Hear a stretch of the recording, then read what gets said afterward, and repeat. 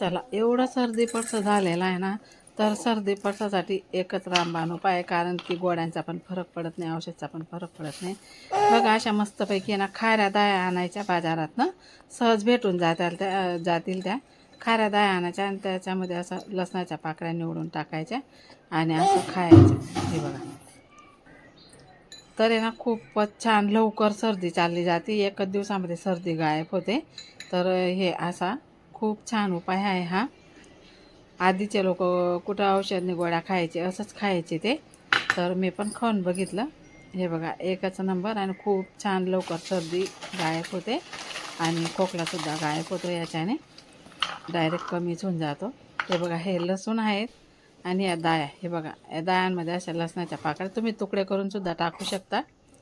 आता ते खाल्लं गेलं माझं आणि त्यानंतर मी आता चहा ठेवलेली इथं. आता चहा पिऊन घेतली. गाडी कशी जाईल राशाला बघा. पण बरं नाही, पण तिला पण खेळवते मी खाली. ते बघा, असं गाडी गाडी. तर अशा प्रकारे राशाला खेळवतोय आम्ही. तिची तेवढी रमणूक होऊन जाते, कारण तिचा ताप पण उतरत नाही आहे. आणि आता आज थोडं बरं वाटतंय तिला, तर चला म्हटलं असं खेळू तिला गाडी गाडी. तिला पण खूप मजा येते आणि खूप छान खेळते. तर अशा प्रकारे आज हा छोटासा मिनी ब्लॉग. तर कसा वाटला तुम्हाला कमेंट करून नक्की सांगा. हे असं इकडून तिकडे तिकडे इकडे असं मी गाडी फेकतोय आणि राशा आहे तर मस्त मजा घेते मी. हे बघा, आता तिच्याजवळ दिली गाडी, लगेच पकडते ती आणि लगेच आपल्याकडे फेकते.